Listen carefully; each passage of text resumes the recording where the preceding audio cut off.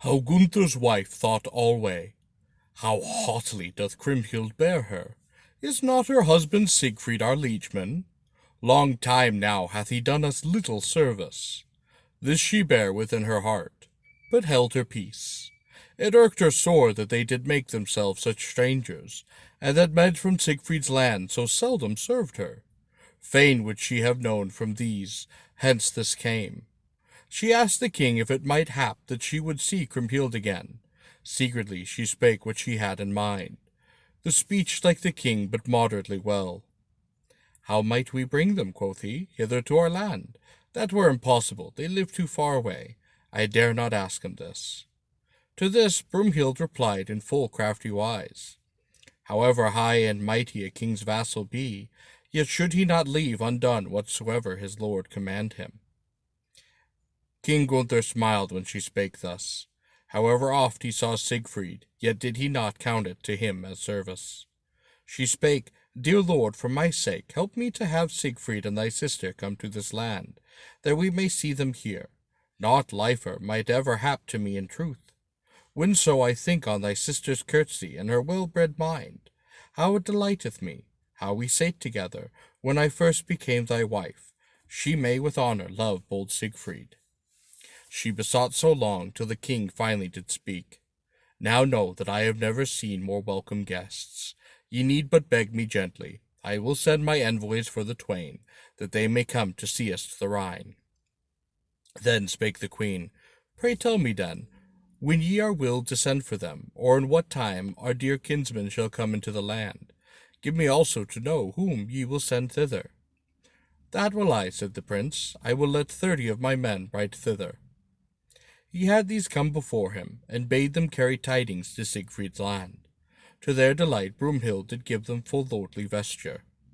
Then spake the king, Ye knights must say for me all that I bid you to mighty Siegfried and the sister of mine. This must ye not conceal, that no one in the world doth love them more, and beg them both to come to us to the Rhine.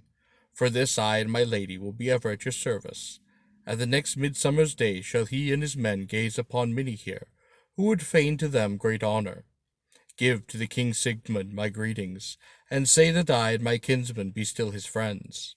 And tell my sister too that she fail not to ride to see her kin. Never did feasting beseem me her better.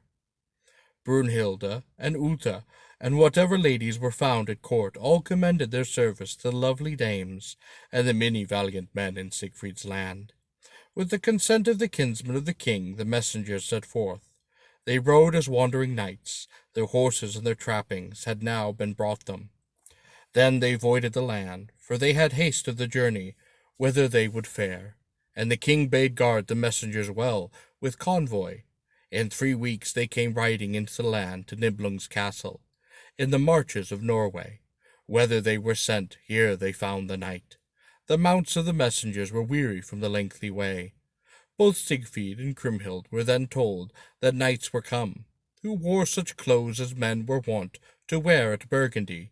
She sprang from couch on which she lay to rest, and bade a maiden hie her to the window. In the court she saw bold Geary standing, him and the fellowship that had been sent thither. What joyful things she there found against her sorrow of heart. She spake to king, Now behold, here they stand, who walk in court with a sturdy gear, whom my brother sendeth us adorn the Rhine. Spake then the valiant Siegfried, They be welcome to us. And all the courtiers ran to where one saw them, each of them in turn, then spake full kindly, as best he could to the envoy. Sigmund the lord was right blithe of their coming. Then Geir and his men were lodged, and men may take their steeds in charge. The messengers then went hence to where Siegfried sat by Kriemhild. This they did, for they had leave to go to court. The host and lady rose from seats at whence, and great Welgeir of the Burgundian land and his fellowship, Gunther's liegeman. One bade the mighty Geir go and sit him down. Permit us first to give our message, afore we take our seats. Let us wayworn strangers stand a while. We be come to tell you tidings which Gunther and Brunhild, with whom all things stand well, have sent you, and also what Lady Uta your mother sendeth. Grishild the youth, and Sir Gunnar too, and your dearest kin, They have sent us hither, and commend their service to you from out the Burgundian land. Now God requite them, quoth Siegfried. I trow them much troth and good, as one should to kinsfolk. Their sister doth the same. Ye must tell us more, whether our dear friends at home be of good cheer. Since we have been parted from them, hath any done amiss to my lady's kinsmen, that ye must let me know? If so, I'll ever help them bear it in duty bound, and tear their foes must rue my service. Then spake the Margrave Gear, a right good knight. They are in every virtue of such right high mood, that they do bid you to feasting by the Rhine. They would fain see you, as ye may no doubt, and they do beg my lady that she come with you. When the winter hath taken an end, they shall see you before the next midsum day. Quoth the stalwart Siegfried, that mighty hardly hap. Then answered Gear from Burgundian land, your mother Uta, Gernot, and Griskel have charged you, that ye refuse them not.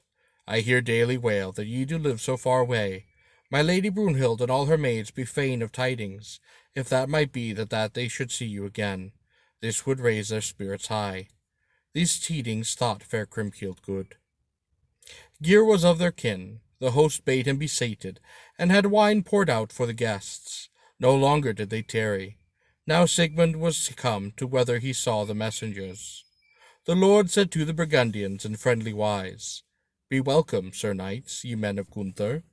Sith now Siegfried, my son, hath won Kriemhild to wife. One should see you more oft here in this other land, if ye would show your kinship. They answered that they would gladly come, when so he would. Of their weariness they were ceased with joyous pastime. Men bade the messengers be seated, and brought them food, of which Siegfried had them given great store. They must needs stay there full 9 days, till at last the doughty knights made plaint that they durst not ride again to their land. Meantime King Siegfried had sent to fetch his friends. He asked them what they counselled, whether or no they should to the Rhine. My kinsman Gunther and his kin have set to fetch me for feasting. Now I would go full gladly, but this the land doth lie too far away. They beg Kriemhild too that she journey with me. Now advise, dear friends, in what matter she shall ride thither, though I must tarry for them through 30 lands. Yet would Siegfried's arm fain serve them there. Then spake his warriors, and ye be minded to journey to feasting. We will advise what ye must do. Ye should ride to the Rhine with 1,000 knights. Then can ye stand with worship there at Burgundian land. Up spake then Lord Sigmund of Netherland, Will ye to the feasting? Why make it ye not known to me? If ye scorn it not, I will ride thither with you, and will take 100 knights, whether to swell your band. And will ye ride with us, dear father mine? Quoth brave Siegfried. Glad shall I be of that. Within a 12th night I will quit my lands. All who craved it were given steeds and vesture too, since now the noble king was minded for the journey. Men bade the good and speedy envoys ride again, and he sent word to his wife's kindred on the Rhine, that he would full fain be at their feasting.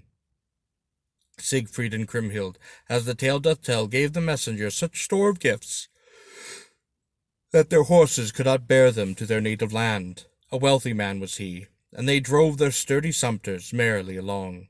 Siegfried and Sigmund arrayed their men, Eckwart and Margrave, that very hour bade seek out ladies' robes. The best that were at hand, or might be found throughout all Siegfried's land. Men gain prepare the saddles and shields.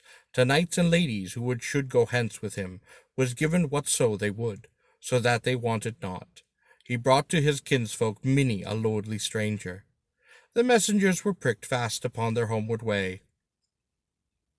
Now was Gear the knight come to Burgundy, and was greeted fair. Then they dismounted from their steeds, and from their nags in front of Gunther's hall. Young and old did hie them, as people do to ask the tidings. Quoth the good knight, When I tell them to the king, thou be at hand, here. With his fellowship he went to where he found King Gunther. For very joy the king sprang from his seat. Fair Brunhild cried them mercy, that they were come so quick. And Gunther spake to envoys, How fareth Siegfried, from whom so much of gladness hath happened to me? Brave Geir spake, and he blushed for joy. He and your sister, no truer tidings did ever any man send to friends, than the Lord Siegfried and his father too have sent to you.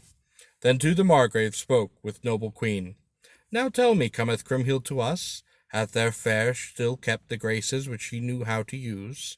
She cometh to you surely, quoth Geir the knight. Then Uta bade the messenger come quickly to her. By her question one might note full well that she was fain to hear if Kriemhild still were well. He told her how he found her, and that she would shortly come. Nor were the gifts concealed by them at court, which Siegfried gave them, gold and vesture. Thus they brought for the vassals of the three kings to see. For their passing great bounty men gave them thanks. He may lightly give great gifts, spake then Hagen. He would not squander all his wealth, and he should live for aye.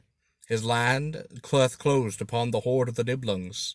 Ho, let him only come to Burgundian land. All the courtiers were glad that they should come. Early and late the men of the three kings were busy. Many benches they gained brides for the folk.